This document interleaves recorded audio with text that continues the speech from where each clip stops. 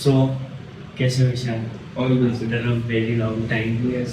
सो आज का टॉपिक तो आपको पता ही है, यंग एंटरप्रेन्योरशिप। सो आपके हिसाब से यंग एंटरप्रेन्योरशिप क्या होता है? What is young entrepreneurship from your point of view? First of all, thanks a lot, Siddharth, for having me here for today's podcast. Welcome welcome. And it's really great to you brought up this topic, which is highly needed. This subject is highly needed.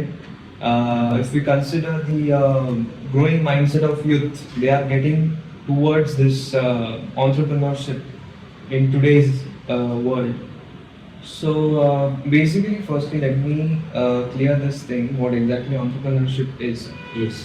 Entrepreneurship is majorly misconceptualized by most of the youth. Like entrepreneurship is, like I would say, it is basically innovation. True. Whatever business, I don't say that bringing in or inventing something new. I'm saying whatever existing businesses are there, if you're innovating something, if you're bringing in some new idea to that existing business, that is also entrepreneurship. Basically, vision is also a lot more important rather in entrepreneurship, right? Yes.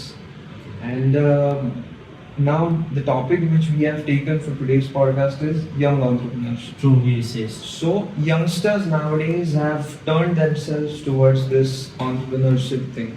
Like Yeah. I've experienced a lot of people coming and talking to me regarding this thing in my college also. And I've observed this thing that the youth is really, they want to engage themselves into something productive. They want to build something of their own and give something valuable to their customer base. Basically, as you have told that many of your friends have talked with you in college. So मेरे भी बड़े दोस्तों के साथ हमारी बात हुई regarding investment, regarding startups and everything. But एक ऐसा क्लियर विजन या फिर आइडिया अब तक के मैंने सुना नहीं। हाँ, सबके हैं कि यार उसका फ्रेंचाइजी ले लेंगे या फिर वो चीज़ कर लेंगे तो वो हो जाएगा अपना बिजनेस एंड ऑल, अपनी चेंज खोलेंगे एंड ऑल दैट। बट लोगों को यही पता नहीं कि बिजनेस में विजन क्यों होना चाहिए और किस लिए होना चाहिए। सो आप ये बताइए कि विजन एक यंग एंटरप्रेन्योर के लिए इम्पोर्टेंट क्यों है? क्योंकि अभी आप खुद भी एक यंग एंटरप्रेन्योर, स्वामी एंटरप्राइजेस, केमिकल एंटरप्राइजेस के आप सीईओ, राइट? सो फिर विजन इतना मैटर क्यों करता है आपके लिए? Because at a very young age of 21 it's not इतना आसान ही चीज़ों को इस्टेब्लिश करना at a very very high level. So आपके लिए विजन इम्पोर्टेंट क्यों था? See, Siddharth, vision is something like you are trying to start up with some idea, you want to sell something, some product. Now, vision is something like you have to see 5 years ahead of what you are giving right now. You have to see 5 years ahead कि वो चीज़, वो product जो आप अभी दे रहे हैं, will that really make a change? Will that really, what do you say, वो product का 5 साल बाद क्या scenario होगा in market? उतना उसका what do you say demand होना चाहिए after 5 years also, after 10 years also. So whatever you are trying to sell, whatever startup you are starting up with, उसका एक विजन लेके अगर आप उतरेंगे तो वो स्टार्टअप एक लॉन्ग टर्म जर्नी बन जाएगी। आप उस स्टार्टअप को एक डायरेक्शन दे सकते हैं for a long term period. ऐसा नहीं कि अभी मैंने आज कोई आइडिया मेरे दिमाग में आई है ना, I want to do business of that specific thing, और मैंने directly without any market research, without any market analysis, without any vision, I am just starting with that thing. And मुझे 1-2 साल बाद ऐसा पता चला कि the business is not growing that much, it is not giving me that much output. तो this is lack of vision. आप अभी से एक सोच के रखो, एक विजन होना चाहिए कि अभी मैं जो देने की कोशिश कर रहा हूँ वो कितने साल चलेगा, उसकी लाइफ क्या है वो चीज़ की, that decides your business life. जो आप अभी देने की कोशिश कर रहे हैं वो अभी के लिए नहीं काफ़ी होना चाहिए, it should have a long term, it should have a long term journey. नहीं, ये बात तो मैं आपकी एग्री करूँगा कि it should have long journey, क्योंकि बहुत से यूथ जो है जिन्होंने खुद का स्टार्टअप किया है वो 1-2 साल में फेल हो गए रिगार्डिंग कैफेज को, फिर बहुत सी चीज़ें जो यूथ फोकस करने के लिए। सो कंसिस्टेंसी भी की होती है, राइट, इन एंटरप्रेन्योरशिप। सो आप कैसे इतना कंसिस्टेंट थे? क्योंकि 1-2 साल बाद कोई भी बिजनेस बंद हो जाता है, क्योंकि उसको अगर प्रॉपर ग्रोथ, प्रॉपर विजन नहीं रही वो चीज़ के लिए। सो फिर आपने कैसे अपने कंसिस्टेंसी को, अपने विजन को कंटिन्यू रखा वो प्रोसेस में? Consistency firstly, I didn't say this, I missed it. I wanted to tell कि startup जो होता है, entrepreneurship जो है, it has the four what you say the major keys. The first one is unlock some good idea. आपके पास जो idea है वो वैसी होनी चाहिए which will make a difference. Second thing, you should be confident enough. The third key for entrepreneurship is your time. Entrepreneurship really it asks you a lot of time. मतलब दिन के 24 hours is not enough for this thing start. Very true. And the last key which you said, which is consistency. Consistency maintain की तो ही startup की life है, नहीं तो नहीं. And as you asked me कि consistently why how are we sustaining this business. तो the first thing is कि आप updated होने चाहिए in your specific field. Upgrade होना चाहिए, updated रहना चाहिए कि आप जो भी दे रहे हैं उसमें आपके competitors जो है what are they bringing you. Analyze the market. What your customers need. Analyze that as well.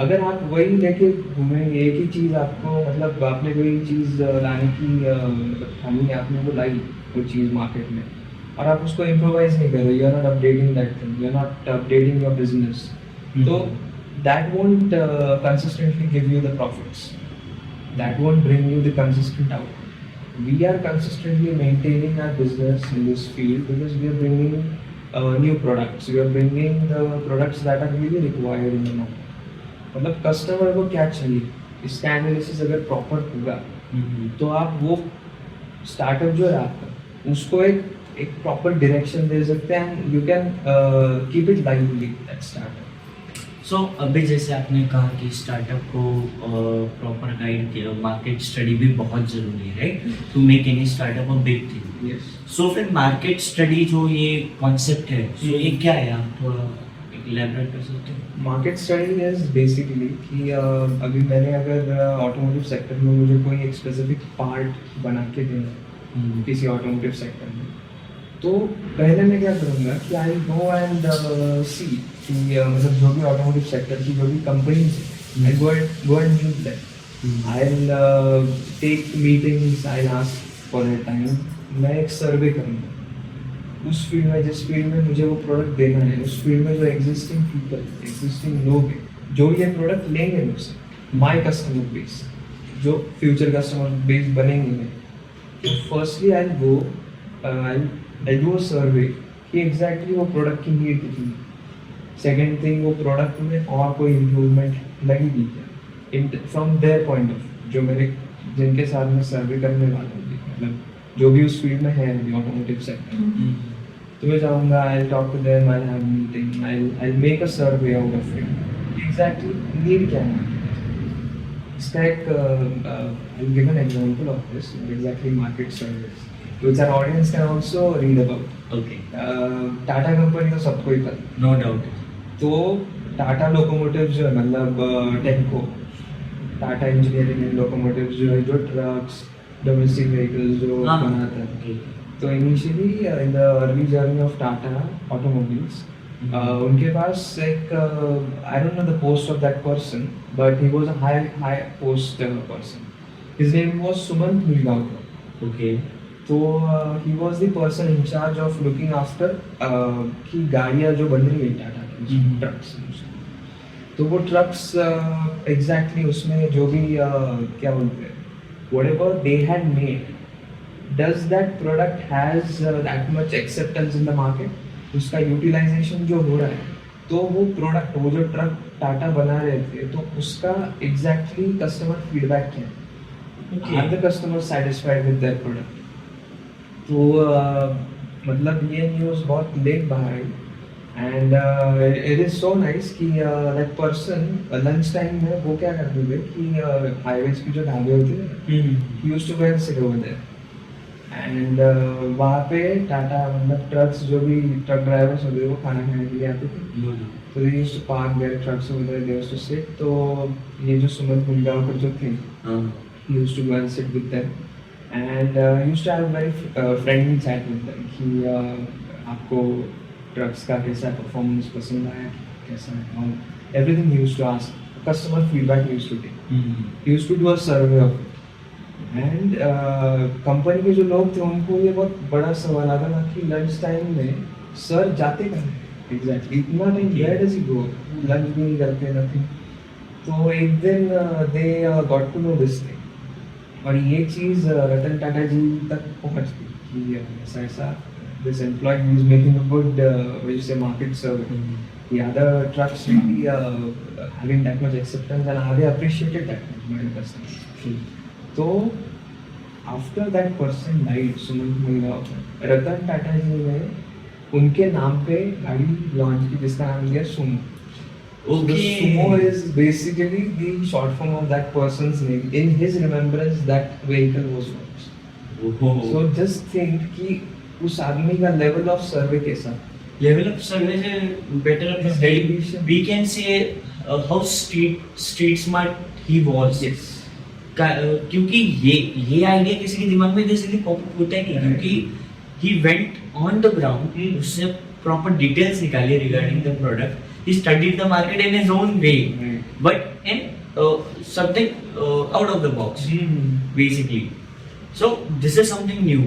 This is what consistency is, and consistency brings this, and market survey is what this is exactly. Actually, consistency and you can say some innovative mind Yes. as well. So market survey, which you asked me, so this should be the level of market survey if you want to start and have a startup. If you want to be an entrepreneur, it's not an easy task. You have to get to the ground level first. Ground level से you have to do all the things. मतलब एकदम zero से you have to start. सर्वे भी करना है तो ऐसे भी. तुम्हारे कस्टमर्स में जाके तुमको बैठना है, उनसे पूछना है. Not physically, but have a communication with your customer base. Make a survey out of it. मतलब बेसिकली अगर देखा जाए तो entrepreneurship is all about doing surveys, Yes. using your network, using your strength. Definitely. और मुझे एक और जो सवाल है बहुत से यूथ्स को भी आता होगा कि how to bring investors in your startups. It's a very important question you asked, because startup definitely needs funding. पैसे तो चाहिए, पैसे के बिना तो बिजनेस होगा ही नहीं. लेकिन एक चीज़ है जो मेरे पापा हमेशा बोलते हैं, that thing is always there in my mind, कि कोई भी बिजनेस करने के लिए पैसे नहीं. पैसा ऐसी चीज़ है कि that is your skill to bring in that money. True. But that's not an obstacle जो आपको वो बिजनेस करने से रोकेगी. वो आपका स्किल है कि पैसे कैसे लाने, इन्वेस्टर्स को कैसे पिच करना है. That is your skill. It's not an obstacle. Most of the startups don't happen, मतलब शुरू होने से पहले ही बैकआउट करते because of this thing, because they don't have the confidence कि पैसे आएंगे. Money capital is not an obstacle when you are having a startup. It is your skill to bring in that money. और investors को कैसे, मतलब उनको convince कैसे करना है टू इन्वेस्ट. सो आपकी जो भी आइडिया है, see if I am a business person, मैं अपना एक बिजनेस खोल के बैठा हूँ और कोई आ रहा है, like if there is a third person, मेरा दोस्त है समझ, he is my friend, he came to me कि this thing I need to start with and I need a money, this amount of capital I need. तो the first thing I'll ask him ki what is different in your product, what is different, what idea you are giving should not be that common. Basically what difference is your product or your idea is having. Idea about the product, your product, उसमें कुछ अलग होना चाहिए, different than the market, what market is actually supplying. मतलब basically आप ऐसा कह रहे हो तो बी द फर्स्ट या फिर be the best, be the right? first or be the best, exactly. तो ये इन्वेस्टर को ये पहली चीज उसको यही चाहिए इन्वेस्टर को कि whatever you are bringing to me, Okay. will that make any change in the market. कुछ अलग आप दे रहे हैं तो डेफिनेटली आई एम इंटरेस्टेड. और ये चीज़ आपको शार्क टैंक पे देखने को मिलेगी. Very true. That is the best platform you can see कि इन्वेस्टर्स को कैसे लगता है अपने बिजनेस में इन्वेस्ट करने की. वो कितने परसेंट का इन्वेस्टमेंट करते हैं, मतलब 10% का स्टेक दे के इन्वेस्ट कर रहे हैं, 5% का, that is different.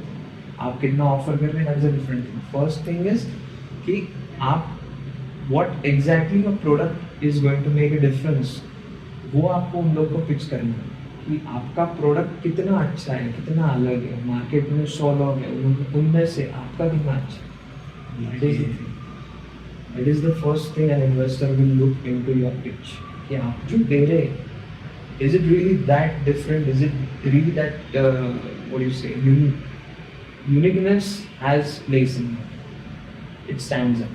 If your product has that uniqueness. सो अभी आपने बड़ी बड़ी इंस्टाग्राम पे भी रील्स वगैरह देखी होंगी हम्म। Regarding chain marketing, network marketing. So उसको भी एक एंटरप्रेन्योरशिप का पीओवी दिया जाता है, एक बताया जाता है कि you are having your own business, you will be owner of your own business.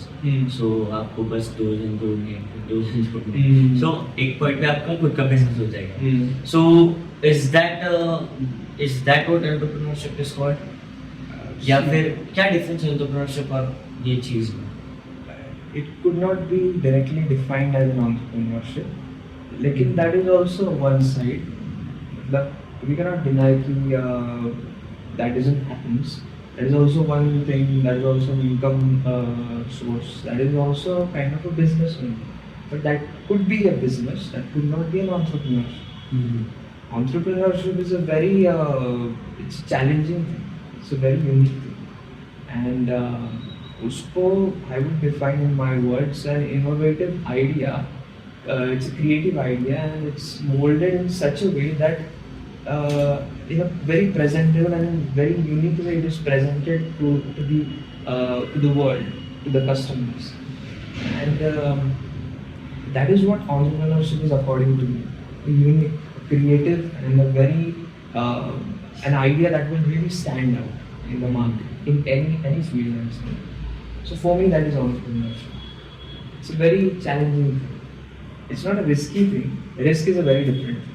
And challenge is a very different thing. Okay, that means It's risk challenging. and challenge are very different Yeah. components Both are in different. entrepreneurship.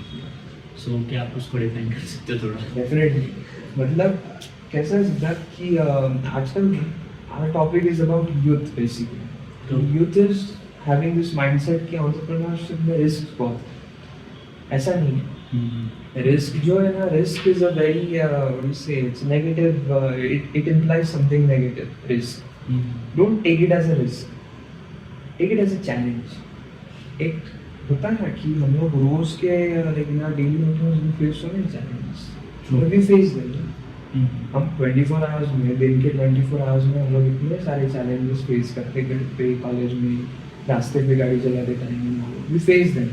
But we don't leave that thing कि अगर आज ऐसा कोई challenge है, ऐसा कल से मैं वो करूँगा ही। गाड़ी चलाते टाइम किसी ने ठोक दिया तो मैं गाड़ी चलाना तो बंद नहीं करूँगा। True true. It's a challenge कि next time से how can I be aware of it, how can I stay alert while driving. That is a challenge which I face every day. तो बिजनेस में भी, startup में भी आपको बहुत challenges आएंगे, हर मिनट हर सेकंड आपको चैलेंजेस आने होते हैं। तो take it as a challenge, take it very positive. Positive attitude is must when you are trying to do a startup. Entrepreneur asks you for your patience. Patiently आपको हर एक problem को solve करना है with a very positive approach. ऐसा नहीं होना चाहिए कि मुझे कोई प्रॉब्लम आ गया तो I leave that thing, I leave doing that, और मैं ये कर दूंगा कि नहीं मुझसे नहीं होगा ये सब, and I am leaving this thing.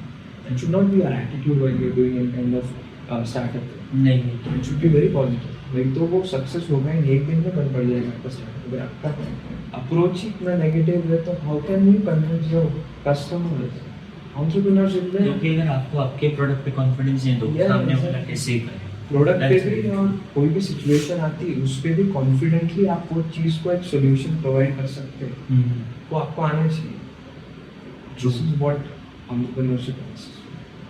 सो अभी जैसे आपने बोला कि you should have a positive approach वगैरह, so as an youth individual so confidence है ना थोड़ा कम हो जाता है, बिकॉज कितना भी नहीं बोला तो एट अ यंग एज इतना इन्वेस्टर्स का प्रेशर होना, उसके बाद में बहुत सी चीज़ें, इनकेस अगर इन्वेस्टर्स आ गए so you have to give them that much of respect और बाकी सब चीज़ें हैंडल करनी पड़ती है। सो फिर इन चीज़ों को आपने कैसे हैंडल किया था आपके पर्सपेक्टिव से?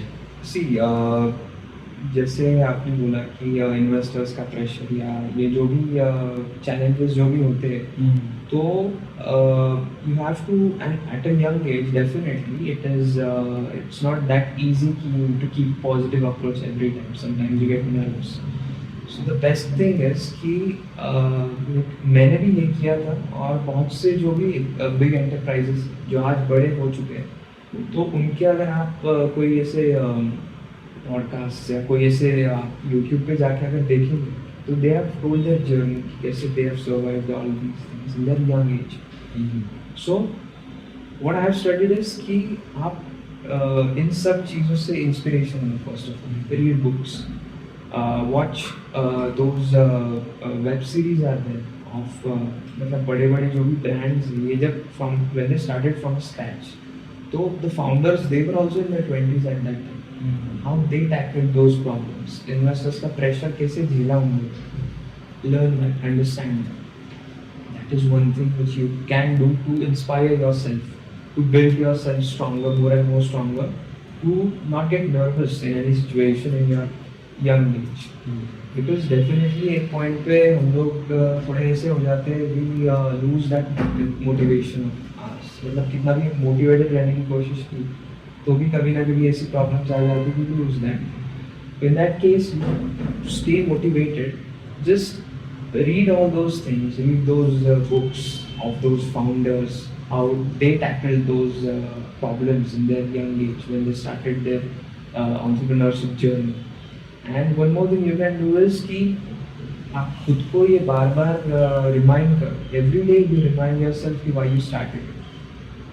Don't take it as a dream. Entrepreneurship करना, don't take it as a dream, take it as a goal. आपने अगर एक गोल डिसाइड कर लिया, तो उसके लिए फिर कुछ भी हो जाए, मुझे करना मतलब करना ही. That is the best motivation you can give to yourself from your own self. किसी और से नहीं, खुद से खुद को वो मोटिवेशन दो कि मैंने ये क्यों स्टार्ट किया, क्या एम मेरे दिमाग में आया ही क्यों मैंने ये सब स्टार्ट किया.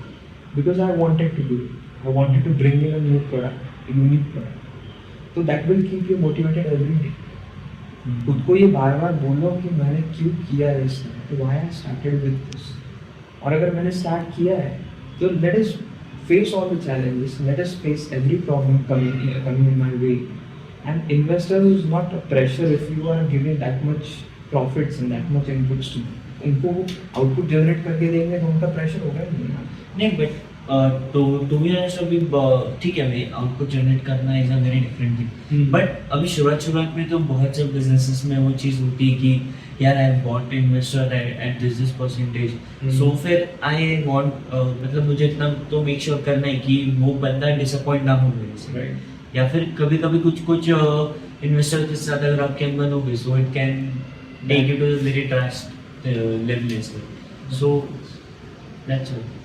So that is a different scenario कि अगर कभी ऐसा हो गया इन्वेस्टर के साथ, क्योंकि ना हो, होना तो नहीं चाहिए. Touch wood. Yeah, touch wood actually. Because he's the person investing in your business. He's the one who has also believed in you. Other than your friends, parents, and family, he's also the person who has believed in your idea.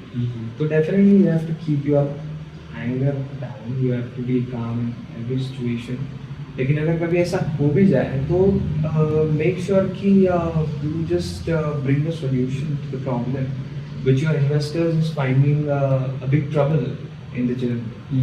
क्योंकि investors को they want कि आपने जब pitch किया था, तो उस time आपने जो एक एक शब्द आपने बोला हुआ वो आपको उस टाइम रिमाइंड करके दें कि उस टाइम तो आपने ये बोला, अभी क्या why is it नहीं happening. So you have to be very much clear when you are pitching. You have to be very much confident and clear कि सोच के आप उनको पिच करिए कि अभी मैं जो बोल रहा हूँ उसका एक नेगेटिव एक बूमरैंग मेरे पास बाद में नहीं आना चाहिए. That should be your call कि आप वो पिच करते टाइम में टेक केयर कि आप आपके इन्वेस्टर के सामने जो भी पिच कर रहे हैं, make sure it happens. That is your responsibility. मतलब आप उनको कुछ ऐसी चीज़ कमिट ना कर दो जो आगे हो ना पाए. हाँ, आप वो एनालाइज करो कि आप ये कर सकते हो क्या. अगर कर सकते हो देन ओनली कम. क्योंकि investor is a person who doesn't have time. He has invested. Definitely investors जो होते हैं उन्होंने बहुत सारी कंपनीज में, बिजनेसेस में ऑलरेडी इन्वेस्ट किया होता है. He is not there to listen to your excuses. And business excuses पे चलता भी नहीं. आपको क्लियर होना चाहिए, आप जो बोल रहे हैं वो कर पाओगे तो ही बोलो, नहीं तो बोलो ही नहीं. Don't commit things which you can not fulfil. So investors के साथ अनबन होना या जो भी है वो सब होना is a very unprofessional thing. तो ये हम पे दैट इज आर कॉल की ये होना नहीं चाहिए. तो मेक श्योर कि हर एक स्टेप पे मैं वही बोल रहा हूँ, you have to be very patient and you have to be very calm in every situation at every step. Calmness is definitely one of the path leading to entrepreneurship. When you start with that journey, दिमाग में ये लेके घूमो कि आपको हर एक step पे कोई ना कोई ऑब्स्टेकल आएगा, कोई ना कोई प्रॉब्लम है, उसको टैकल करके आगे ही बढ़ना है, पीछे तो जाना ही नहीं. अगर आगे बढ़ना है तो ऐसे बढ़ो कि फिर अचीव करो जो भी डिसाइड किया. That is the thing you can. So जैसा भी आपने बताया कि इन्वेस्टर्स का क्या रोल होता है, कैसे रोल होता है. सो अभी आपने बहुत अभी अपन नेक्स्ट चीज़ पे आते हैं. अभी आपने आईबीएम्स वगैरह भी बहुत अटेंड किए होंगे रिगार्डिंग बिजनेस एक्सपोजर्स वगैरह के लिए. सो फिर उसमें आपका एक्सपीरियंस कैसा था, क्योंकि बहुत से यूथ्स को पता नहीं आईबीएम होता क्या है बेसिकली, और आईबीएम के एडवांटेजेस क्या होते हैं, आप आपका बिजनेस उससे कैसे ग्रो कर सकते हो. ये कुछ आइडिया है नहीं, सबको बस बिजनेस करना है, बट उनको क्लैरिटी नहीं है कि बिजनेस को अच्छा एक्सपोजर कैसे प्लेटफॉर्म से मिले. सो आप कुछ इलेबरेट कर सकते हो उसके बारे में. See, definitely you should attend such sessions and such you say clusters or some really good you say conclaves where really people of different industries and different fields come and they give that orientation, they give that sessions to the youths where you get that kind of information जो आपको ऐसे online किसी YouTube video से या paid किसी courses से भी नहीं मिलेगी. आपको जो चीज़ वहाँ मिल जाएगी. You definitely get knowledge, you definitely get the information, and the most important thing is you get networking. Networking is really important when you're starting with a journey like this. Entrepreneurship definitely, capital जितना important है entrepreneurship में, networking भी उतना ही important है. अगर ये इसकी मतलब क्या बोलते हैं 50% अगर इसकी नहीं है capital, the next 50% is network. That much importance networking holds. क्योंकि मैं एकदम हिंदी में एक सिंपल भाषा में बोलता हूँ, एंटरप्रेन्योरशिप में स्टार्टिंग में आपको जुगाड़ बहुत करना है. नहीं, दैट्स वेरी ट्रू. या जुगाड़ रहना ही पड़ता है, क्योंकि हर एक चीज़ में पैसे नहीं डाल सकते. Very true. मतलब कुछ ऐसी ऐसी चीज़ें होती हैं कि जिसमें जुगाड़ से भी काम चल जाएगा, लेकिन फिर भी कुछ स्टार्टअप्स ऐसे कि they utilize their capital in all those things, जिसके लिए कैपिटल की उतनी ज़रूरत होती भी नहीं. आप out of scratch also you can create something which you want. तो ऐसे जुगाड़ भी करने पड़ते. बहुत सी ऐसी चीज़ें जिसमें कॉस्ट कटिंग आती है, तो that requires networking in the sense कि कोई भी काम इजीली किसी आपके कॉन्टैक्ट से बन सकता है, तो वो इजीली बन जाता है. बाय प्रोसेस हमेशा जाना नहीं. ट्रू. अगर नेटवर्क ना अच्छा होगा तो डेफिनेटली कम टाइम में you can make that job happen. नहीं, क्योंकि नेटवर्क बहुत इंपॉर्टेंट है. फॉर एग्जांपल अगर आपको कोई भी एक्सपेंसिव प्रोडक्ट हो, अगर वो आप 1 रुपये का सेल कर रहे हो, if you have 30 crores of your network, obviously 30 crore revenue तो आपने वैसे जनरेट कर लिए from your loyal network. 30 crores में 50% इसमें 50% लोग भी अगर आपका वो प्रोडक्ट लेंगे तो you see how much you can generate. 15 crores Yeah. in a month or in a month's time. Definitely. Yeah, they provide you. So basically networking helps a lot. So फिर networking का main role in entrepreneurship क्या होता है? एक detailed role अगर आप बता सके तो. डिटेल रोल नेटवर्किंग मतलब मैंने जैसा अभी बोला कि हर एक चीज़ में लगता है नेटवर्किंग. मतलब कस्टमर्स लाने, और आपका कोई अच्छा कॉन्टैक्ट है who can bring in some customers to you, that is one kind of networking. आपको एक अच्छी ऑफिस स्पेस चाहिए, you have a person workers in real estate, he can bring you some good place in a very less time and make you bring in a good deal at a reasonable price for you, because it's your entrepreneurship journey. Entrepreneurship journey में starting में पैसे जो है जितने बचेंगे उतना अच्छा, क्योंकि ज़्यादा कैपिटल यूटिलाइजेशन नहीं होना चाहिए. कम कैपिटल में ज़्यादा प्रॉफिट कैसे जनरेट होना चाहिए, वो एक बहुत बड़ा क्या बोलते हैं चैलेंज होता है फॉर एंटरप्रेन्योर्स. तो नेटवर्किंग उसमें ऐसे हेल्प करता है कि आपका अगर कोई अच्छा नेटवर्क होगा, आपके जो भी दोस्त बन चुके हैं अभी, तो वो आपको हर एक चीज़ में आसानी से वो चीज़ आप तक पहुंचा देंगे at a very what do you say, at a low price in a less time. तो उससे आपका कैपिटल जो है वो भी बचता है और आपका टाइम भी बचता है. तो networking in terms of this like I said कि कस्टमर्स लाना या कोई आपको एक ऑफिस स्पेस चाहिए उसके लिए या आपको कोई रॉ मटेरियल अवेलेबल करके चाहिए आपके प्रोडक्ट्स का, उसके लिए आपका कोई नेटवर्क होगा। आपको ओवरसीज आपका प्रोडक्ट बेचना है abroad, if I am in India and I want to sell it abroad and I have good network over there, so that person can bring customers from that particular country also. तो मेरा business क्या है, बैठे बैठे I can make it overseas business. So entrepreneurship का क्या role होता है जो ओल्ड स्कूल बिजनेस स्किल्स है, जैसे माउथ टू माउथ मार्केटिंग हो गई, हाँ फिर उसके बाद में डोर टू डोर मार्केटिंग हो गई, सो ये चीज़ का एंटरप्रेन्योरशिप में भी अपग्रेड वर्जन्स क्या क्या हो सकते हैं, क्या आ चुके हैं? like you're asking about the marketing yes yes see nowadays basically every business has different all types of marketing happening. Like door to door, it's a physical marketing also happening. It's a word of the mouth is also a marketing style only. Like customer to customer बातें होती है कि मैंने ये चीज़ खरीदी इस brand की, it's really good.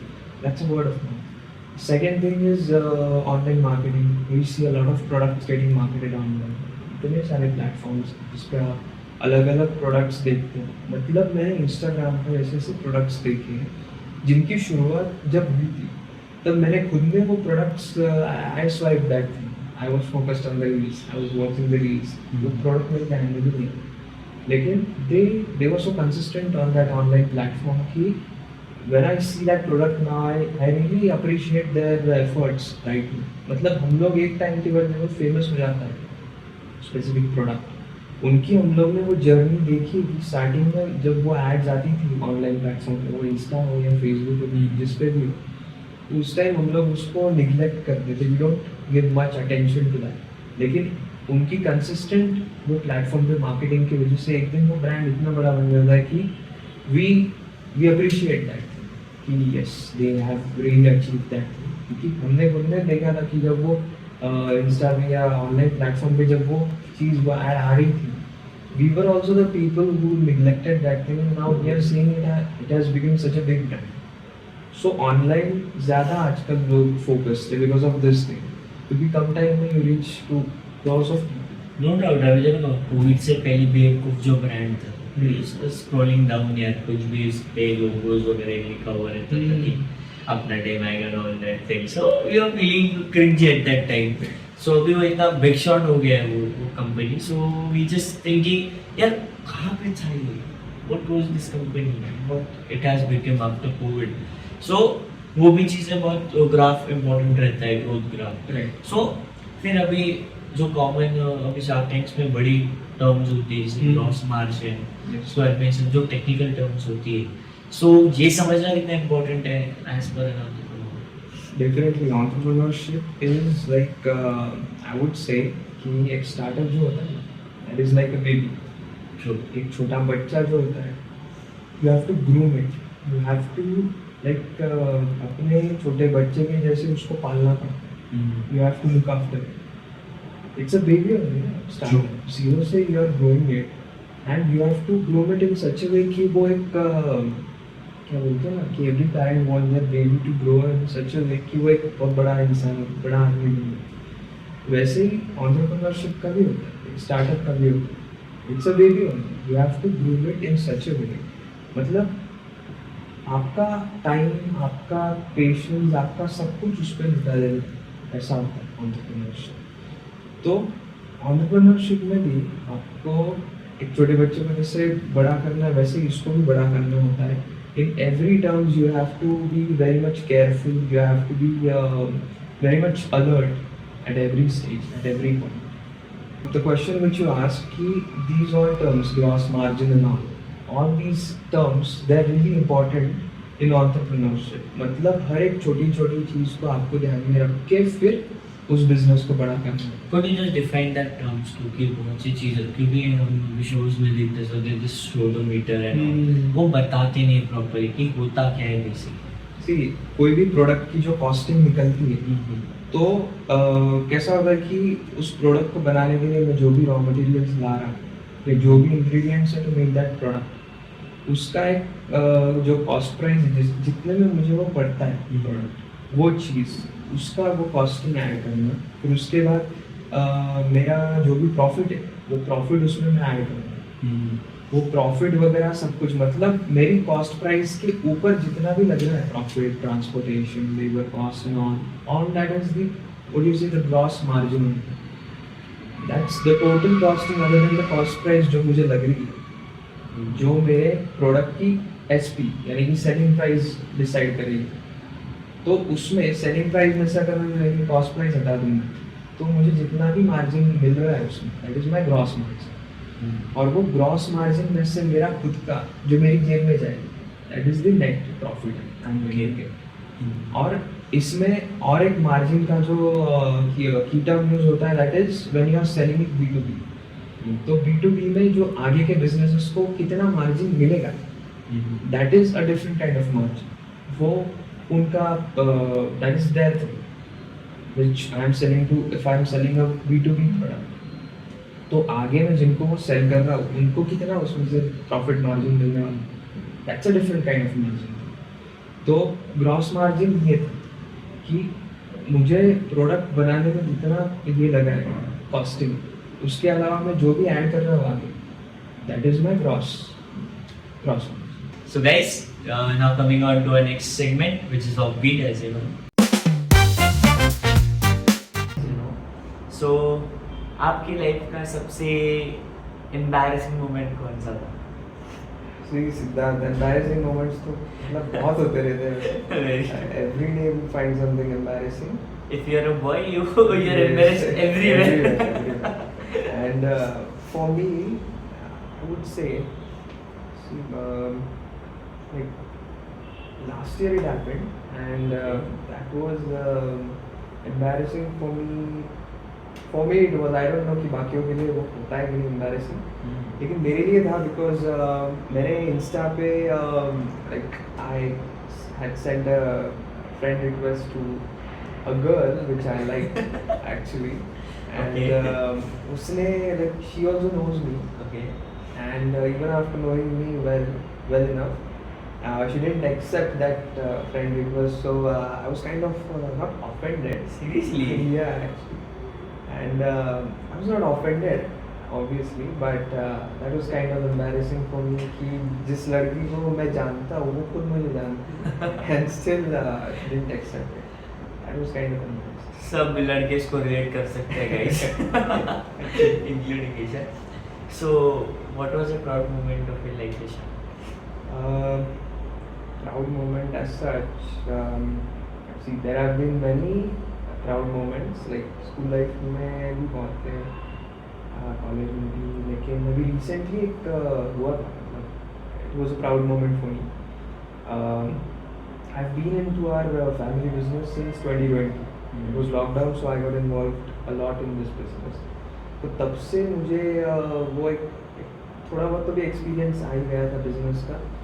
अभी रिसेंटली एक छोटा सा डील था जो करना था पापा को।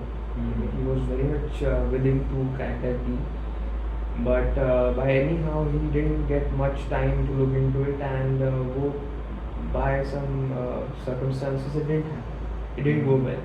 ऐसा नहीं कि वो हो नहीं सकता था, लेकिन because of some things it couldn't happen. तो मैंने सोचा कि like being a chief executive of our firm, I was like मुझे ऐसा था कि नहीं करना है, क्रैक करना है।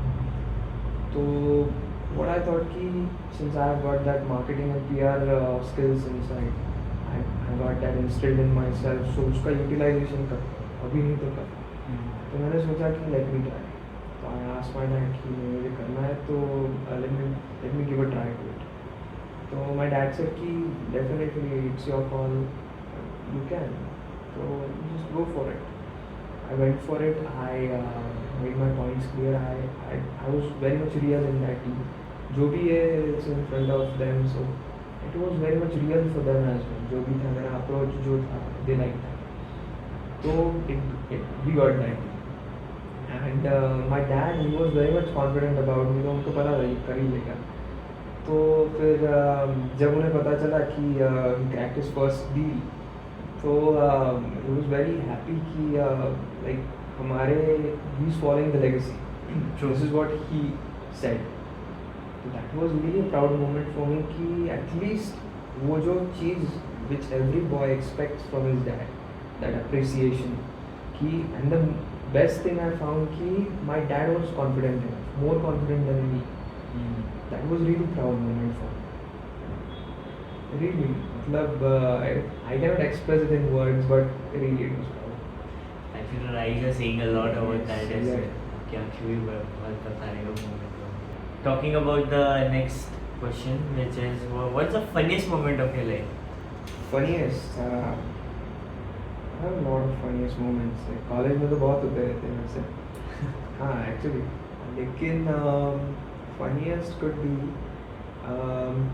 हाँ एक्चुअली 2021 के टाइम पे इन दैट ईयर लॉकडाउन का चल रहा था सब कुछ. हाँ. तो थोड़ा थोड़ा रिलीज हो गया था लॉकडाउन. Unlock phase 1. हाँ, unlock phase. Yes. तो I went for buying something, मतलब घर के पास ही. I went on my bike two wheeler and मैं ऐसा था कि वो एक आदत पड़ गई थी कि पैदल ही जाओ, जो भी लेना है आसपास जितना भी सामान पैदल ही जाओ, पैदल ही लेके आओ. गाड़ी का यूज़ बहुत कम हो गया था. तो और उस time I guess I was doing some kind of I think कुछ बिजनेस का ही मैं कोर्स कर रहा था. तो थोड़ी देर मैं उठा था कि कुछ लेके आओ सामान, तो मेरे दिमाग में वही सब चल रहा था. तो मैं गाड़ी लेके गया and I park my scooty over there and I took that. अब दिमाग में वही सब चल रहा है, वो चीज़ मैं बहुत सोच रहा हूँ. आदत भी छूट गई थी गाड़ी चलाने की, लॉकडाउन. मैं लिटरली गाड़ी वही छोड़ के घर पे चला गया. मतलब शाम का टाइम था, घर पे चला गया एंड आई फॉरगॉट मैं गाड़ी लेके गया था. अब घर पे जाके यूजुअली कोई पूछेगा तो नहीं ना भाई गाड़ी लेके आया है, सबको पता है लेके गया तो लेके आएगा. I was so much into that thinking, पता नहीं क्या मतलब मुझसे वो गाड़ी का दिमाग से ही छूट गया. मैंने and on that day I guess एक दिन पहले लॉकडाउन का वो अनलॉक हुआ था. तो बहुत भीड़ थी और इतनी गाड़ियाँ लगी थी कि मैंने वो मतलब आई फॉरगॉट कि मैं गाड़ी लेके आया. वॉकिंग डिस्टेंस था, मैं सीधा वो लेके सामान लेके घर पे चला गया.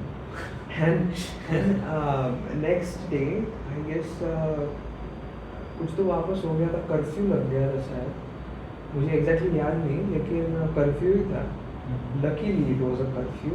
मेरी गाड़ी रात भर वहीं पे खड़ी, अकेली गाड़ी पूरा रात भर वहीं पे. सुबह I came down for my regular jogging walk. अब मैंने फिर देखा गाड़ी नहीं थी. I called my dad, I told my mom कि ऐसा गाड़ी नहीं निकली, गाड़ी नहीं निकली. सब लोग नीचे आ गए और फिर मेरी माई सिस्टर उसको थोड़ा डाउट आया कि गाड़ी जाएगी तो नहीं गई, ये शायद भूल के आया होगा अभी. My God. Yeah, and she asked me कि तू कल गाड़ी लेके गया था तो बराबर से पार्क की थी क्या? That time it struck my mind कि हाँ मैं तो गाड़ी लेके गया था. किसी को बिना बताए मैं सीधा चला गया, गाड़ी लेके आ गया. And that was so funny कि मेरे घर वाले हंस रहे, भाई क्या मतलब गाड़ी छोड़ के आ गया. That was so much like embarrassing also and it was a funny moment for me कि कोई एक गाड़ी भी भूल सकता है. गाड़ी कैसे भूल सकते. That was really a funny moment. So that's all guys, and that's all the end of the video as well. So thank you Vishal for your valuable time, response and insights. आपसे बात करके बड़ा अच्छा लगा. Thanks. जब आपके साथ एक किसी यंग पर्सनैलिटी बैठी हो who is making his own impact, who is making his own way, so बहुत अच्छा लगता है. And it was a really acknowledging podcast. So thank you guys for watching this wonderful podcast till now. So don't forget to like, comment, share and subscribe to the channel, and the links would be in the description of the Instagram of Vishan Patil and R as well. So see you in the next episode. Bye bye. Have a nice day ahead.